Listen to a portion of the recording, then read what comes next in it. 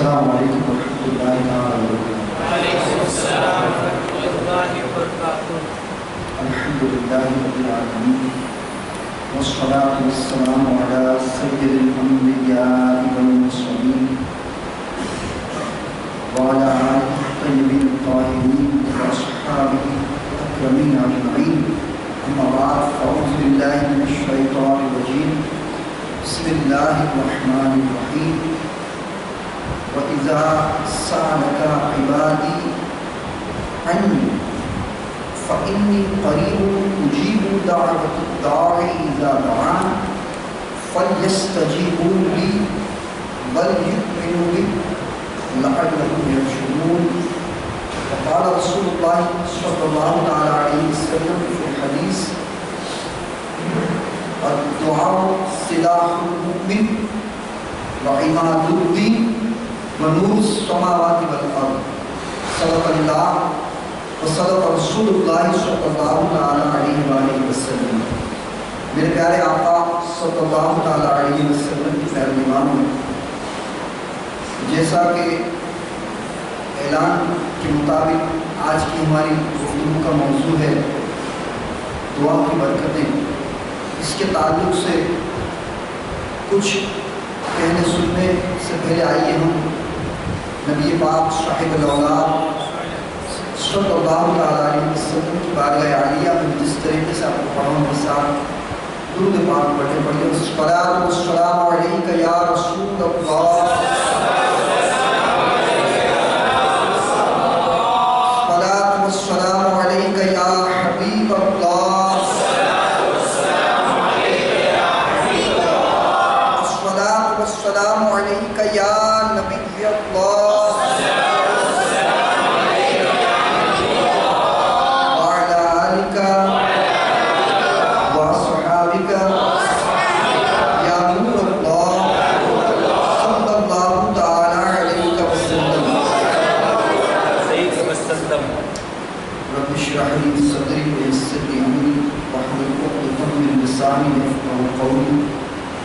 یا رب بالمصطفیٰ بلغ مقاصدنا واغفر لنا ما مضى یا واسع الکرم۔ امام عشق محبت مجدد دین محمد شاہ امام احمد رضا خان فاضل بریلوی رحمۃ اللہ تعالی علیہ، نبی پاک صاحب الاولاد صلی اللہ تعالی علیہ وسلم کی لمحہ مبارک سے نکلی ہوئی دعا کا تذکرہ کرتے ہوئے فرماتے ہیں ہدایت کی کوشش میں: جلوم اجابت خواصی میں رحمت، جلوم عبادت جلوم اجابت خواصی میں رحمت، بڑی کس غضب سے دعائے محمد صلی اللہ علیہ وسلم۔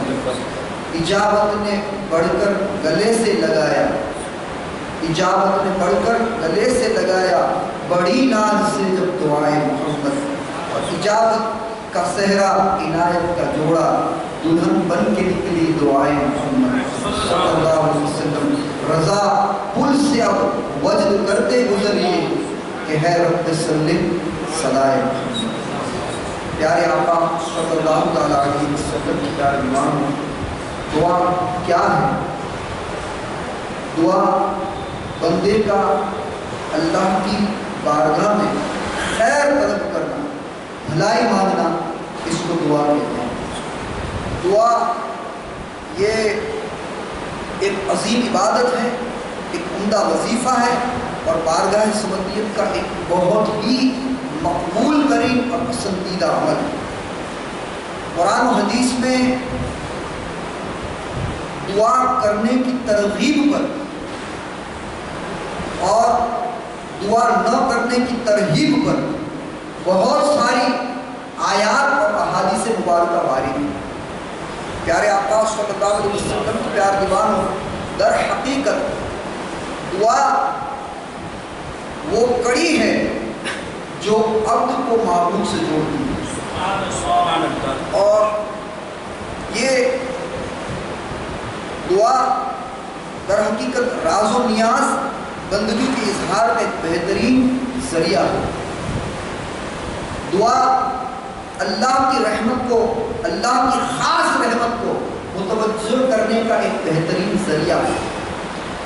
جو لوگ عالمی منظرنامے پر نگاہ رکھتے ہیں ان سے یہ بات پوشیدہ نہیں ہے کہ آج مغرب کی دنیا میں خودکشی کا جو رجحان، سوسائڈ، آتم ہتیا کا جو رجحان بڑھتا جا رہا ہے، حالانکہ مغربی دنیا کے پاس تمام دنیاوی اسلحے ہیں، دنیا کے تمام آشائش کے سامان ہیں، تمام ظاہری اسلحے ہونے کے باوجود بھی چونکہ دعا کا جو باطنی اور حقیقی اسلحہ ان کے یہاں موجود نہیں ہے، اس لیے حوادث روزگار سے اُب کر کے وہ لوگ وادی ہلاکت میں اترتے جاتے ہیں، وہ خودکشی کرتے نظر آتے ہیں۔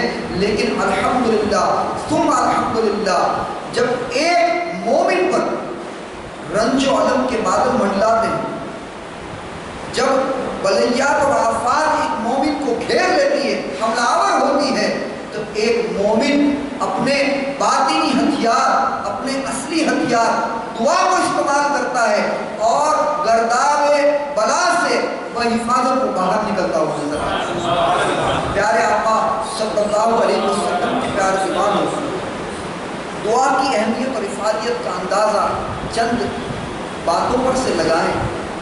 وہ آقا نبی پاک صاحب الاولاد صلی اللہ علیہ وسلم جن کی زندگی کو ایک مومن کے لیے، ایک انسان کے لیے نمونہ عمل قرار دیا گیا، فرمایا لقد کان لکم فی رسول اللہ اسوۃ حسنہ، رسول اللہ صلی اللہ علیہ وسلم کی زندگی تمہارے لیے بہترین نمونہ عمل ہے۔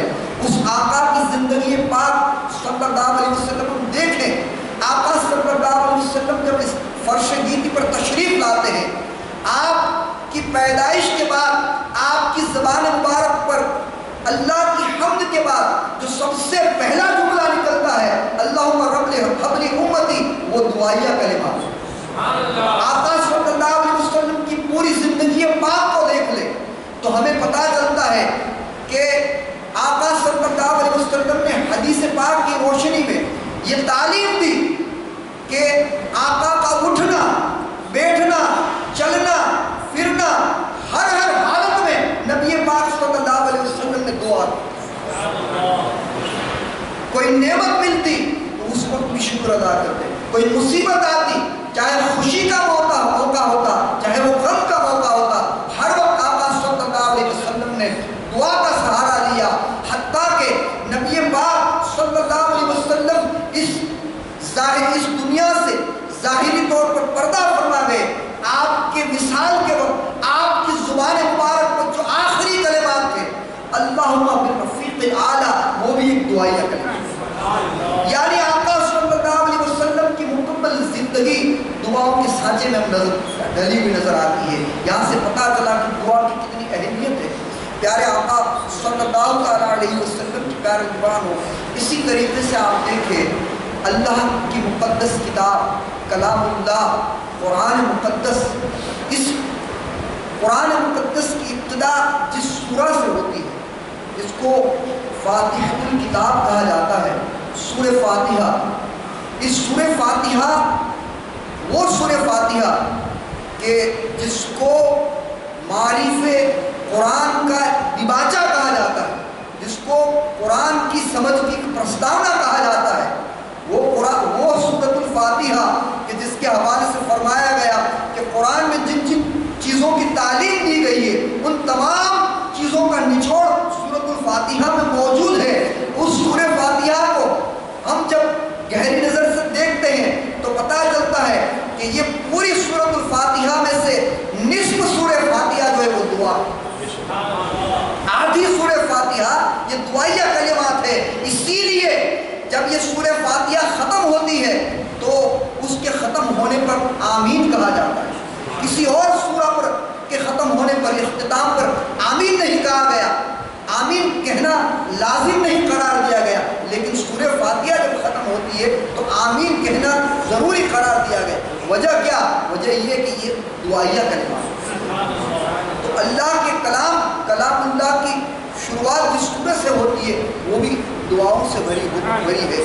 پیارے آقا صلی اللہ تعالیٰ علیہ وسلم کی پیارے دیوان ہو، آپ دیکھیں جن و انس کی تخلیق کا جو مقصد ہے وہ عبادت ہے. وہ کیا ہے؟ عبادت. جن و انس کی تخلیق کا مقصد عبادت ہے. لیکن دعا کے حوالے سے فرمایا گیا کہ الدعاء هو العبادت. ایک حدیث میں فرمایا دعا عبادت ہے، اور بندے کو عبادت کی ترغیب دیتے ہوئے کہ بندہ یہ نہ سمجھے کہ میں اللہ سے دعا کر رہا ہوں تو کہیں ایسا تو نہیں میں اپنے مقصد سے دور ہوں. نہ، تم اپنے مقصد ہی پر ہو، تمہارا مقصد عبادت ہے تو دعا خود عبادت ہے. مزید اللہ کی کرم نوازی دیکھو، مزید فرمایا گیا حدیث مصطفیٰ صلی اللہ علیہ وسلم میں کہ یہ صرف عبادت ہی نہیں، الدعاء مخ العبادہ، بلکہ یہ عبادت کا جوہر ہے، عبادت کا یہ کرکس ہے، یہ عبادت کا خدا ہے. پیارے آقا صلی اللہ علیہ وسلم کی پیارے دیوانوں، اللہ نے انسانوں کو اپنی عبادت کا حکم دیا، مگر عبادت کی قبولیت کا وعدہ نہ فرمایا. عبادت کی قبولیت کا وعدہ نہیں فرمایا، لیکن قربان جائیے اس کریم کی کرم نوازی پر کہ اس رب نے جہاں دعا کا حکم دیا وہاں اس کی قبولیت کا وعدہ بھی فرمایا. فرمایا ادعونی، تم مجھ سے دعا کرو، استجب لکم، میں اس کو قبول کروں. مولا علی مشکل کشا کرم اللہ وجہ الکریم کی بارگاہ میں ایک شخص آیا، کہنے لگا کہ آپ کی ہر دعا قبول ہوتی، آپ کی دعا کی قبولیت کا راز کیا ہے؟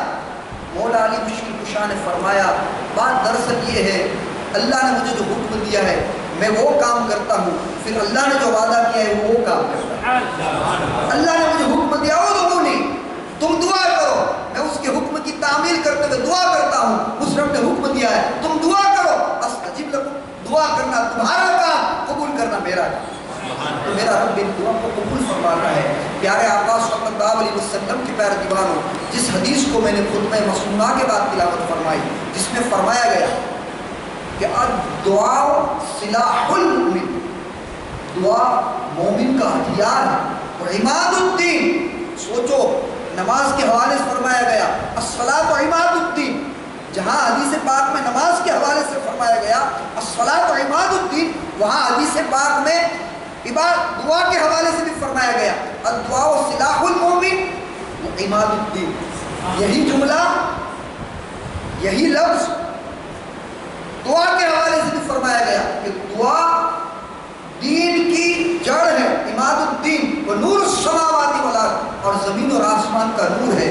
میرے پیارے آقا صلی اللہ علیہ وسلم کے پیارے دیوانوں، اس سے پہلے بھی اس بات کو میں عرض کر چکا ہوں، آج بھی بتا رہا ہوں، پھر کبھی انشاءاللہ موقع رہا پھر اس کو بتاؤں گا کہ دنیا والوں کے بنائے ہوئے اسلحے، دنیا کے والوں کے بنائے ہوئے ہتھیار جب وہ استعمال ہوتے ہیں، جب وہ چلتے ہیں تو آبادیاں ویرانیوں میں تبدیل ہو جاتی ہیں، بربادی ہی بربادی ہوتی ہے.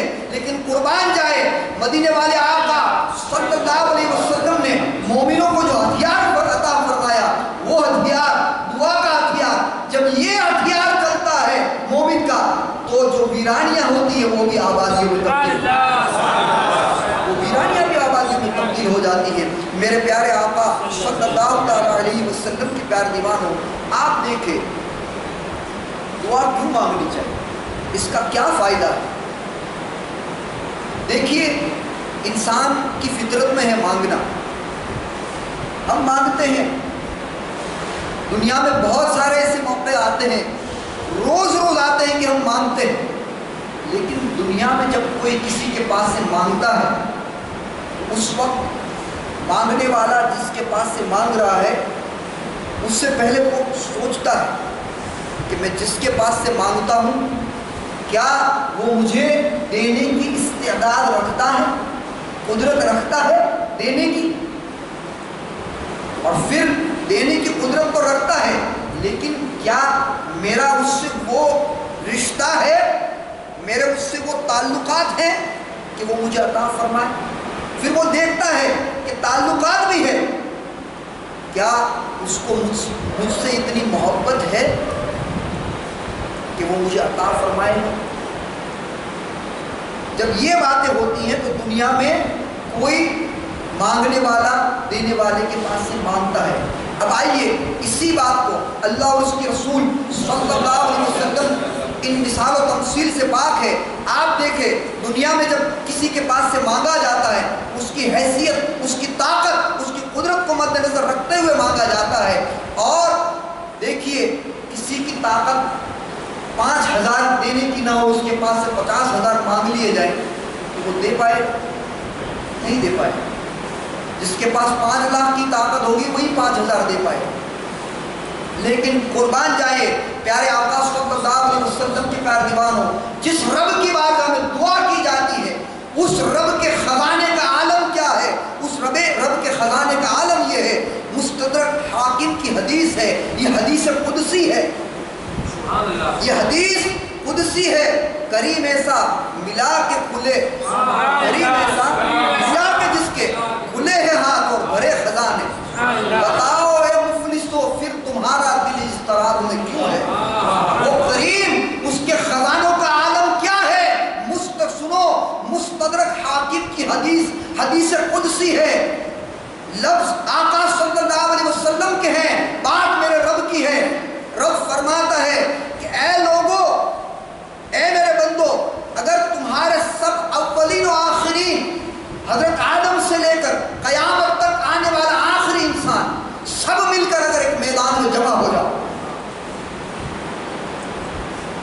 اس کو جو میں بول رہا ہوں، جو آپ کو حدیث سنا رہا ہوں، اس کو گوش اور ہوش دونوں سے سنو۔ فرمایا اے میرے بندو، اگر تمہارے سب اولین و آخرین مل کر ایک میدان میں جمع ہو جاؤ اور سب مجھ سے مانگے، سب اپنی اپنی حاجتیں میرے سامنے پیش کرے، سب لوگ، اور میں ہر ایک کا سوال پورا کر دوں، جس کو جو چاہیے میں دے دوں، ہر ایک کی اچھا، ہر ایک کی تمنا پوری کر دوں، تو میرے خزانے میں کمی نہیں آئے گی، میرے خزانے میں کمی نہیں آئے گی، مگر اتنی جتنی کہ سمندر میں ڈبونے سے، سمندر میں سوئی ڈبونے سے سمندر میں کمی آئے۔ سمندر میں اگر سوئی ڈبوئی جائے تو سمندر میں کچھ کمی ہوتی ہے؟ نہیں۔ تو میرے رب کے خزانے ایسے ہیں، کیوں مانگنا چاہیے؟ اس رب کی بارگاہ میں کیوں مانگنا چاہیے؟ کیونکہ اس کے خزانے میں کوئی کمی ہے ہی، ایسی قدرت والا ہے۔ تم مانگ کے تھک جاؤ گے، وہ دے کر نہیں تھکے۔ تو ایک طرف دنیا میں مانگتے ہیں تو استعداد دیکھ کر، قدرت دیکھ کر مانگتے ہیں، یہاں جس کے پاس سے مانگنا ہے وہ زبردست قدرت والا ہے، زبردست قدرت کا وہ مالک ہے۔ اب آپ دیکھو، جب ہم دنیا میں مانگتے ہیں تو ہم دیکھتے ہیں دینے والا دے گا، اس کے بعد ہاتھ بڑھاؤ، میرا اس کے ساتھ کیسا رشتہ ہے، میرے اس کے ساتھ کیسے تعلقات ہیں۔ اب وہ رب اپنے بندے کے حق میں، اس کا، ہمارا اور اس کا رشتہ، بندے کا، عبد اور معبود کا رشتہ، وہ رب ہم جس کے پاس سے مانگتے ہیں دنیا میں، ہم دیکھتے ہیں وہ ہم پر مشفق و مہربان ہے یا نہیں، لیکن وہ رب جس کی بارگاہ میں ہمیں دعا مانگنی ہے، وہ رب ہمارے لیے کتنا مشفق و مہربان، اس کو ہم بارہا سنتے ہیں کہ رب اپنے ہر بندے پر 70 معاون سے بھی زیادہ مشفق و مہربان۔ اور پھر اس کی عطا کا عالم، اس کی عطا کا عالم تو یہ ہے، اللہ فرماتا ہے مسند امام احمد کی حدیث، ان اللہ تعالی یستحی ان یبسط العبد الیہ یدیہ لیسألہ خیرا فیردها خائبین۔ فرمایا گیا، اس کا مفہوم ہے، بے شک اللہ تعالیٰ کو اس بات سے حیا آتی ہے، دنیا میں جب ہم مانگتے ہیں کسی کے پاس وہ جھڑک دیتا ہے، لیکن رب کے پاس اگر کوئی مانگتا ہے، چاہے وہ کیسا بھی بندہ ہو، چاہے وہ کیسا بھی، یہاں ایک بات رک کر بتا دوں، کسی کو ہم دعا کے لیے کہتے ہیں تو کہتے ہیں آپ دعا کریں، ہم تو گنہگار ہیں۔ تو یاد رکھو، اللہ تبارک و تعالیٰ نے فرمایا، جس کو میں نے خطبے کے بعد اس آیت کو تلاوت فرمایا، وَإِذَا سَأَلَكَ عِبَادِي عَنِّي، اے میرے محبوب، میرے پیارے بندے تم سے میرے تعلق سے پوچھتے ہیں، فَإِنِّي قریب، میں قریب ہی ہوں، میں ان سے بہت قریب ہوں، اجیب دعوت الداعی اذا دعان، اور میں پکار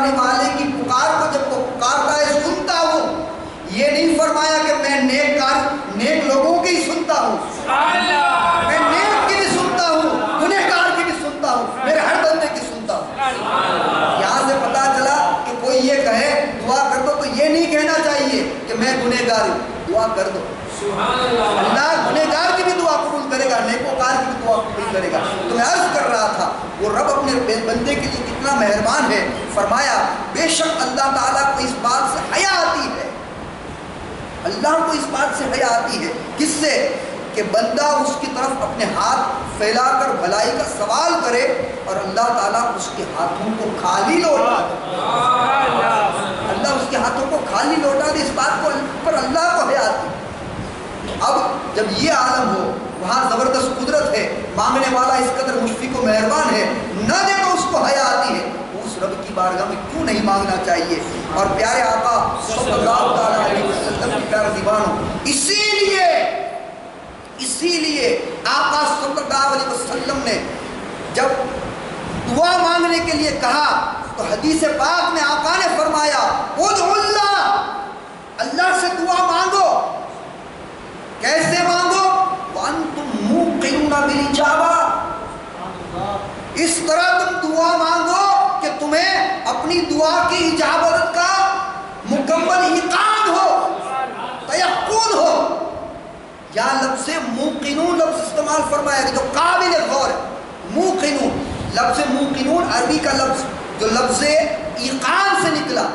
ایک ہوتا ہے کانفیڈنس, بھروسہ, ایک ہوتا ہے یقین, اور یقین کے سب سے اعلیٰ درجے کو ایقان کہتے ہیں. یعنی آقا نے فرمایا تم یقین کے اس اعلیٰ درجے کے ساتھ اللہ کی بارگاہ میں مانگو کہ جہاں کوئی شک, کوئی تردد نہ ہو, تمہارے دل میں یہ بات آنی ہی نہیں چاہیے کہ میری دعا قبول نہیں ہوگی, یقیناً میرا رب قبول فرمائے. جب اتنے خزانے بھرے ہوئے ہیں, اس قدر وہ مہربان ہے, تو پھر یقین کے ساتھ کیوں نہ مانگے.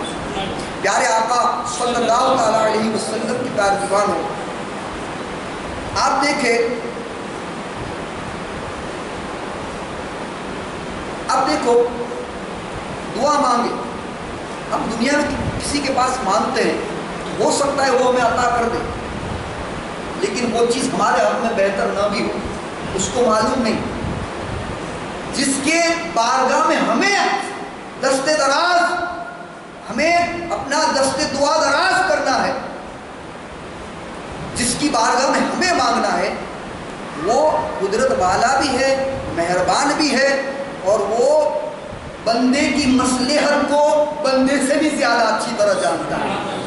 اس کو معلوم کہ بندے کے لیے کون سی چیز اچھی, اس کو معلوم بندے کے لیے کون سی چیز مضر, اس کو معلوم بندوں کو ابھی کس چیز کی ضرورت ہے, اس کو معلوم بندے کو کون سی چیز دی جائے, کب دی جائے, کس انداز میں دی جائے.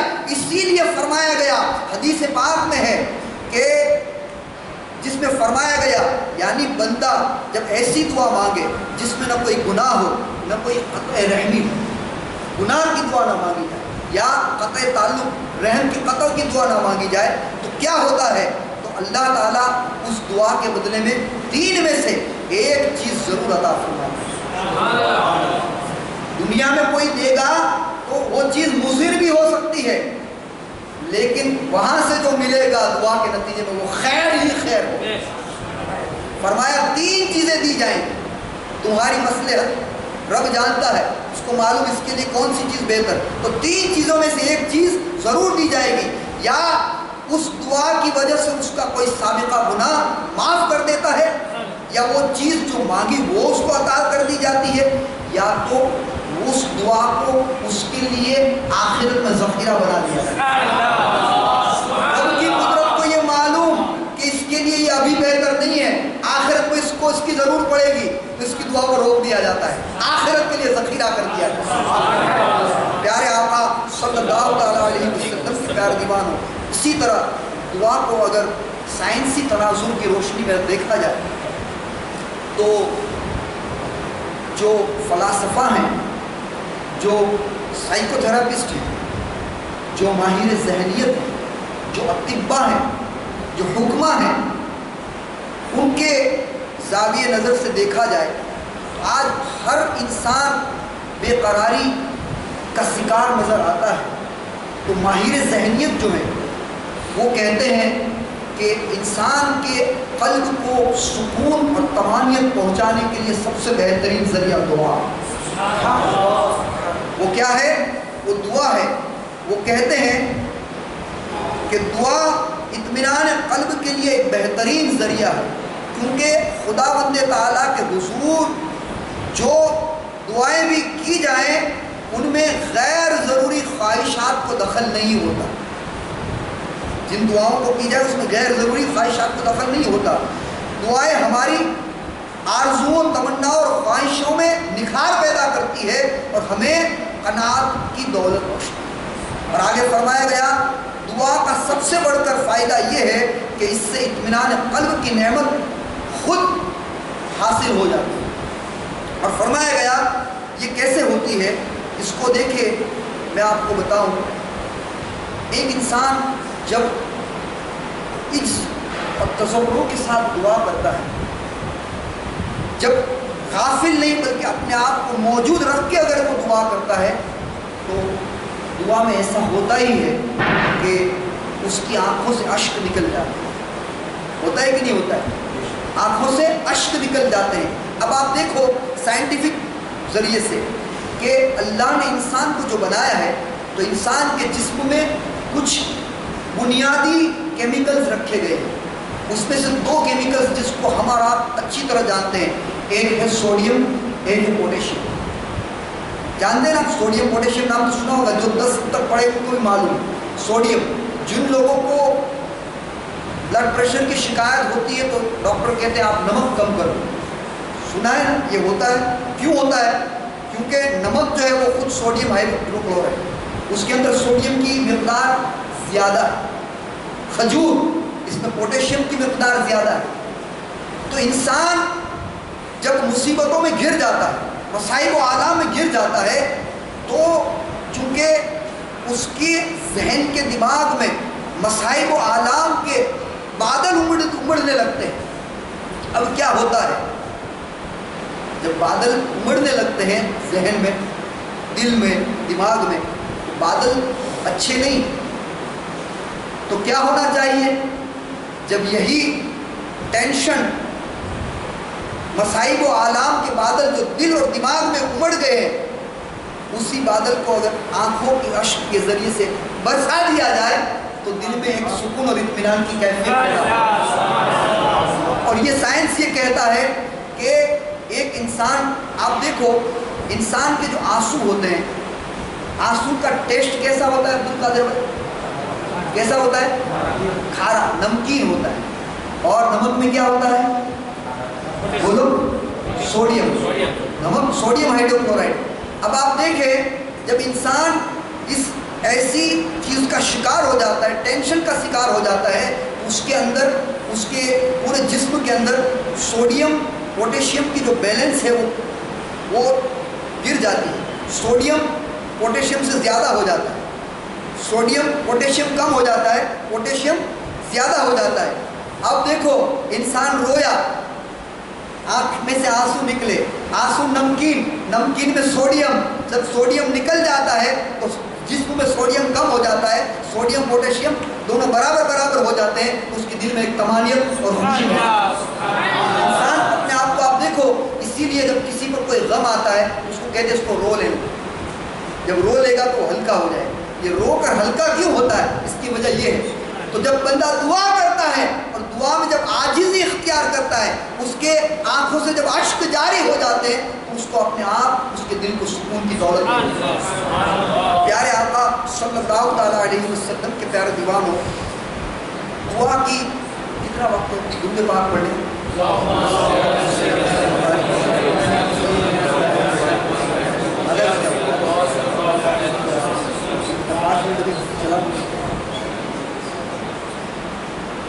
پانچ منٹ جی درود پاک پڑھیے.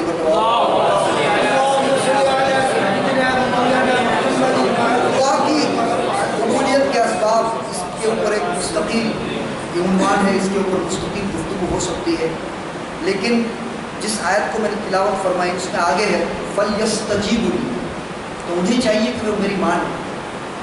ایک بزرگ کی بارگاہ میں ایک شخص آیا، اس نے کہا یا شیخ اللہ فرماتا ہے اجیب دعوت الداعی اذا دعان، رب فرماتا ہے اجیب دعوت الداعی اذا دعان، جب پکارنے والا مجھ کو پکارتا ہے تو میں اس کی پکار کو سنتا ہوں۔ میں کب سے دعا مانگ رہا ہوں، میری دعا قبول کیوں نہیں ہوتی؟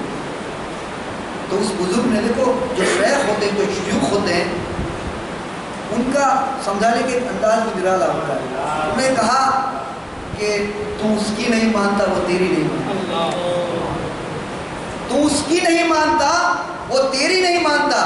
تو نے کہا اجیب دعوت الداعی اذا دعان، آگے بھی تو پڑھ، آگے بھی لکھا گیا ہے فاستجیبوا لی، تو انہیں چاہیے کہ وہ میری مانے، تو اطاعت کے ساتھ اس کی مان، وہ اجابت کے ساتھ تیری مانے، تو اس کی اطاعت قبول کر لے، وہ تیری دعا قبول کر لے گا۔ تو اگر دعائیں قبول کرانی ہے تو اس کے لیے سب سے عظیم سبب کیا ہے؟ اللہ کی اطاعت و فرما برداری اشتیاق۔ ہم اگر اطاعت سے اس کو مان لیں گے تو وہ اجابت سے ہماری دعا قبول فرما لے گا۔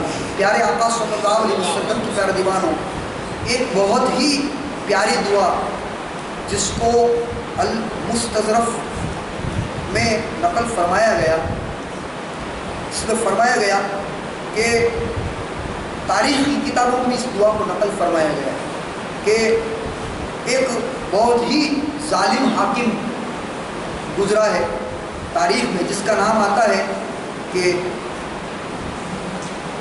یوسف بن حجاج، حجاج بن یوسف۔ یہ حجاج بن یوسف کے دور میں صحابی رسول حضرت انس بن مالک رضی اللہ تعالیٰ عنہ موجود تھے۔ تو حجاج بن یوسف نے ایک مرتبہ ان کو طلب فرمایا، کیونکہ حضرت انس بن مالک رضی اللہ تعالیٰ عنہ صحابی رسول تھے، اور یہ حجاج بن یوسف جو تھا وہ ظالم حاکم تھا، تو وہ کھلے عام اس کی جو بھی تھی برائی ہے وہ بیان کر دیتے تھے، اور یہ اتنا ظالم تھا کہ وہ بھرے دربار میں سب کو بلا کر کے قتل کروا دیتا تھا۔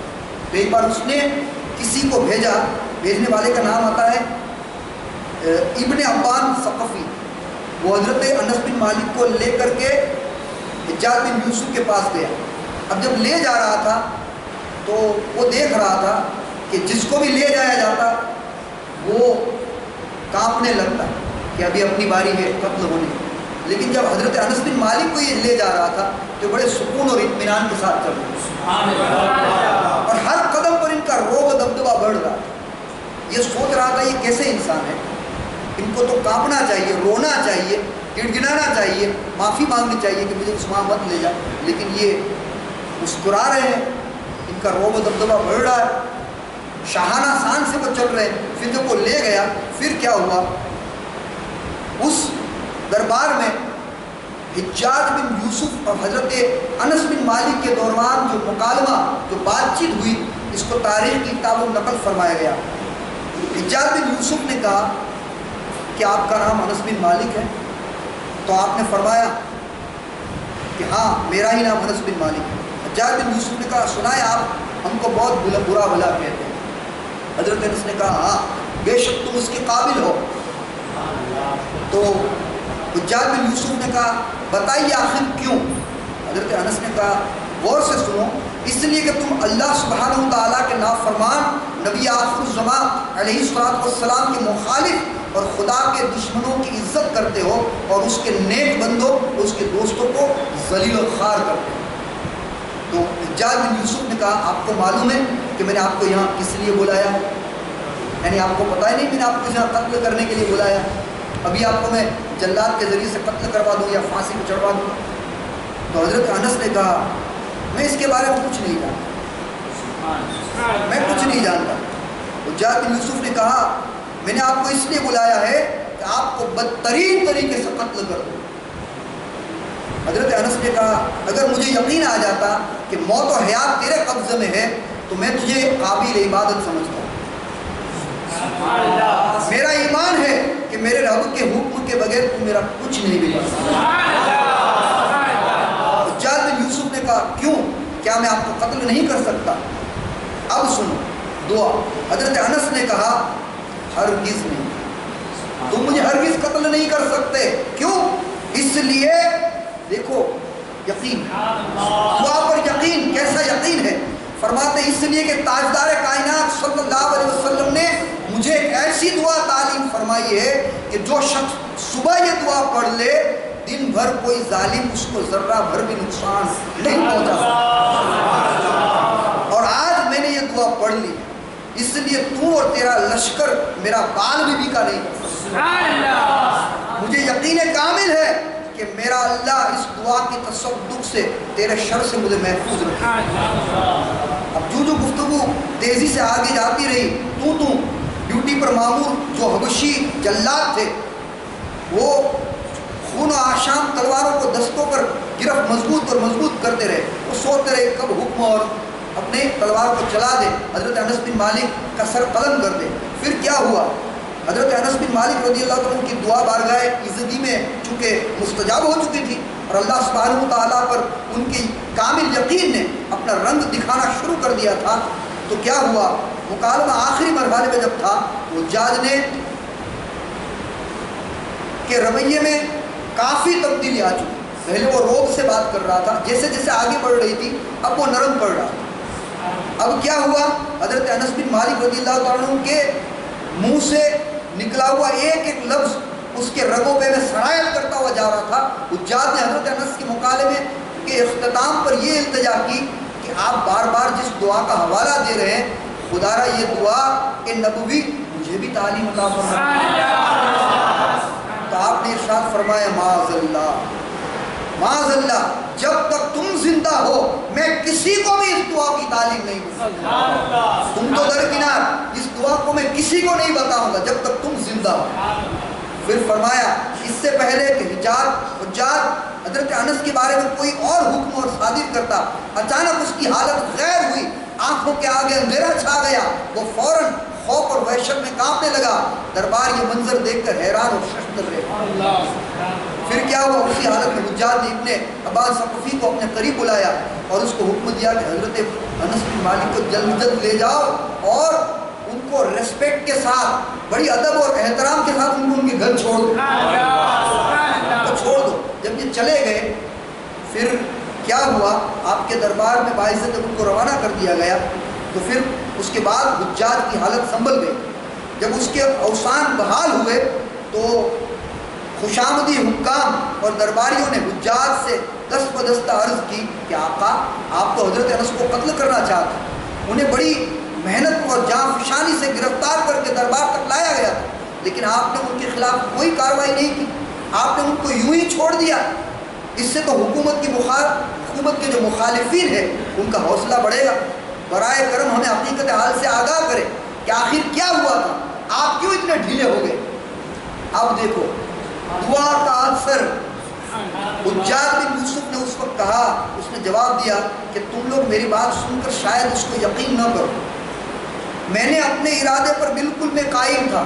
میں ان کو قتل ہی کر دینا چاہتا تھا، بدتر طریقے سے میں ان کو قتل کرنا چاہتا تھا، لیکن حضرت انس کو قتل کرنا چاہتا تھا. لیکن میرے سامنے ایک ایسی مجبوری آ گئی جس کی وجہ سے مجھے اپنا یہ ارادہ ملتوی کرنا پڑا. اگر میں اپنے ارادے کو عملی جامہ پہنا تھا تو مجھے اپنی جان سے بھی ہاتھ دھونا پڑا. کیا ہوا تھا؟ تو آگے کہتا ہے امر واقعہ یہ ہے کہ حضرت انس کے دونوں کندھوں کی جانب دائیں اور بائیں دو خطرناک شیر ان کی حفاظت کر رہے ہیں. میں دیکھ رہا تھا کہ دو شیر، دو ٹائیگر ان کے دائیں بائیں ان کی حفاظت کر رہے تھے. وہ منہ پھاڑے ہوئے بیٹھے تھے اور مجھے مسلسل گھور رہے تھے اور میری جانب بارہا لپک رہے تھے. اگر میں حضرت انس کے خلاف کوئی انتہائی حکم دیتا تو شاید وہ مجھے چیر پھاڑ دیتے. ان خوفناک غضبناک شیروں کو دیکھ کر میری حالت غیر ہو گئی. میں نے اس مصیبت سے جان چھڑانے کے لیے ان کو فوراً رہا کر دیا. پھر یہ واقعہ ہو گیا. پھر حضرت انس رضی اللہ تعالیٰ عنہ جب مرض الموت میں مبتلا ہوئے تو جانے جانا آخری کے سپرد کرنے کے پہلے آپ نے اپنے عزیز و قارب اور شاگردوں کو بلوایا اور یہ ارشاد فرمایا کہ حضور نبی پاک صلی اللہ علیہ وسلم نے مجھے ایک دعا تعلیم فرمائی تھی، جو شخص صبح کو یہ دعا پڑھ لے دن بھر ہر نقصان سے محفوظ ہو جاتا ہے. آج میں یہ انکشاف کرتا ہوں، یعنی اس راز کو میں آج کھولتا ہوں کہ اس مقدس دعا کی برکت سے میں حجاج بن یوسف کے شر سے بھی بچا ہوا تھا۔ اور پھر اس دعا کا نام آپ نے کہا کہ اس دعا کا نام ہے دعاء الکرب۔ کیا نام ہے؟ دعاء الکرب۔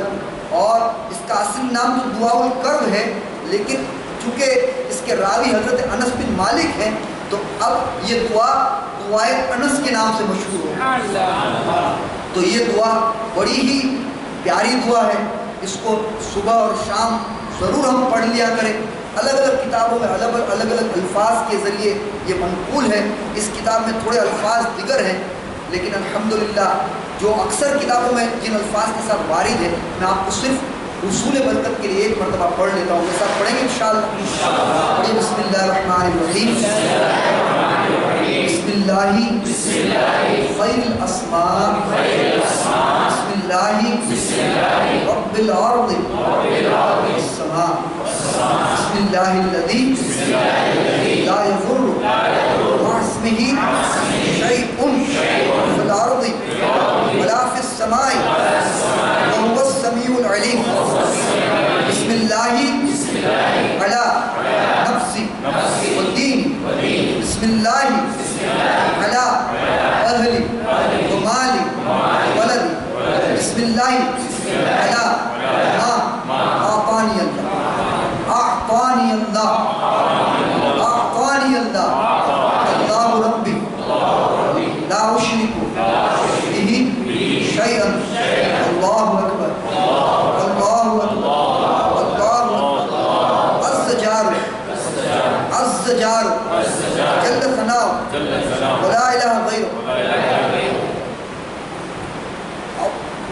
الہ غیرہ، اللہم انی اعوذ بک من شر کل شیطان مرید، من شر کل شیطان مرید، ومن کل شر جبار عنید، فإن تولوا فقل حسبی اللہ لا الہ الا هو، فقل حسبی اللہ لا الہ الا هو العزیز، فقل حسبی اللہ لا الہ الا هو علیہ توکلت وہو رب العرش العظیم۔ ان ربی ان ولی اللہ الذی نزل الکتاب وہو یتولی الصالحین۔ تھوڑی لمبی لگے گی، لیکن آپ جب اس کو بار بار پڑھیں گے نا تو 10-15 دن میں آپ کو حفظ ہو جائے گی، اور صرف 20 سیکنڈ میں اس کو آپ پڑھ لیں۔ اس کو صبح شام ضرور پڑھ لیا کریں۔ مولا تعالیٰ کہ سن زیادہ عمل کی توفیق عطا فرمائے۔ دوران بیان کوئی لفظ واقع ہو گئی ہو، اللہ تبارک و تعالیٰ اپنے محبوب صلی اللہ علیہ وسلم سے فرمائے۔ آمین۔ السلام علیکم ورحمۃ اللہ۔